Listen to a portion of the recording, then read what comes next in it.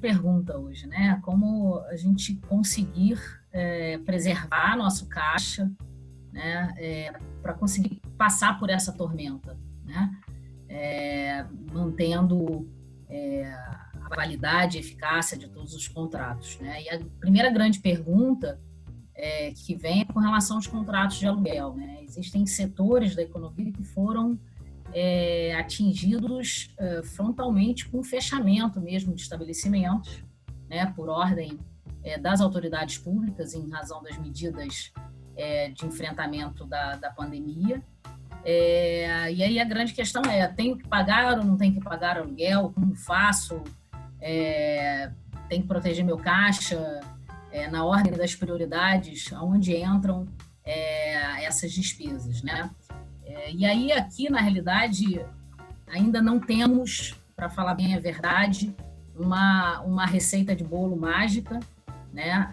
Não existe nenhum tipo ainda de lei que pretenda suspender a eficácia dos contratos durante o período da pandemia. Então, na realidade, os contratos são válidos, são exigíveis, portanto. E acho que a grande questão aqui é que a pandemia ela acaba eventualmente tornando aquela determinada prestação, e aqui eu não estou só me restringindo a contratos de aluguéis, contratos de uma forma geral, fornecedores também, né? A pandemia ela não acaba causando necessariamente uma impossibilidade definitiva do cumprimento de determinada obrigação, né?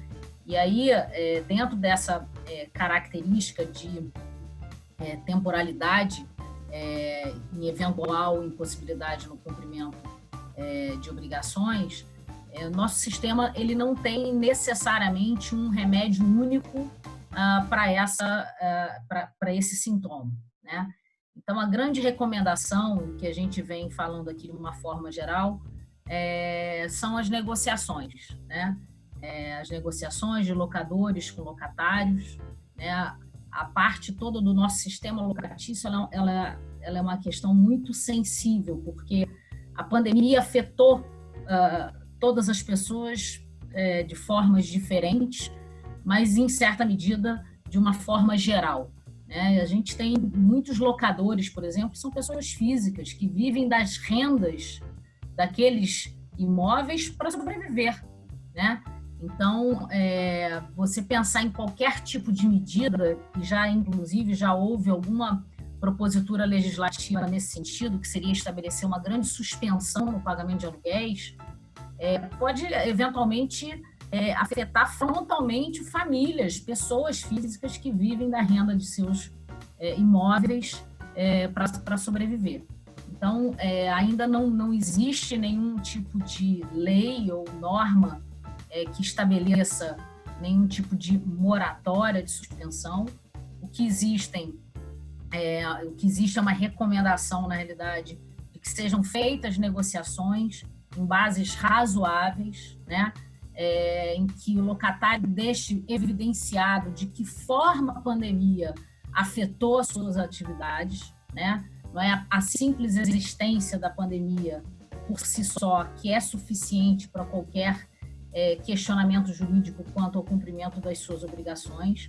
É claro que uma fábrica que produz álcool gel, por exemplo, talvez tenha efeitos da pandemia não tão iguais como o lojista de um shopping center, né? Então, a produção de alguns setores até acabou sendo aumentada efetivamente com a pandemia. Então, a gente precisa ver com bastante cuidado. Essas renegociações devem ser feitas em bases muito evidenciadas de que forma a pandemia afetou suas atividades. E aí a forma de negociar, de novo, assim, não existe uma regra específica ou geral, né? É no bom senso, né? Muitas pessoas o que estão precisando é de fôlego, é de fluxo de caixa nesse momento. Elas reconhecem a exigibilidade daquela obrigação, então, eventualmente, o que elas precisam de um tempo, né? Posso, eventualmente, não pagar todo o aluguel agora, né? Mas diluir isso nos meses futuros. muitas renegociações em todos os tipos de contratos de locação estão sendo feitas dessa forma, né? De você ter um determinado desconto agora, né? Mas que esse desconto, na realidade, ele vai ser acrescido em prestações futuras, né? E aí, acho que quando não há nenhum tipo de acordo, e dependendo da necessidade de cada locatário, nesse caso específico, de cada contratante no cumprimento de suas obrigações, o judiciário tem socorrido aqueles que eventualmente vêm pedir algum tipo de desconto ou até mesmo prazo para pagamento dessas obrigações. E aí as decisões judiciais, justamente porque não existe nenhum parâmetro pré-estabelecido ou legal para isso, são dos mais diferentes tipos, né? Desde decisões que negam completamente qualquer tipo de redução ou moratória no cumprimento dessas obrigações, porque não ficou evidenciado, né, o nexo causal entre efetiva a pandemia e os efeitos no cumprimento daquele contrato, sejam decisões que concordam e estabelecem algum tipo de parâmetro de desconto com diferimento desse pagamento a posteriori, e sejam decisões até que determinam suspensão do pagamento durante o período da pandemia. Muito vai variar, né, com o setor que está sendo atingido, né? De novo, não existe aqui uma receita, né? Está todo mundo buscando a preservação de caixa e de receita suficiente para conseguir passar por essa pandemia.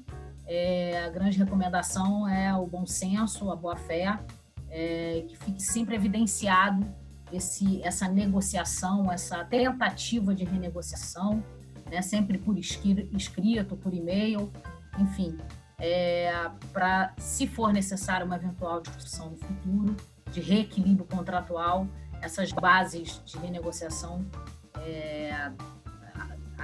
ajudarem nesse eventual reequilíbrio.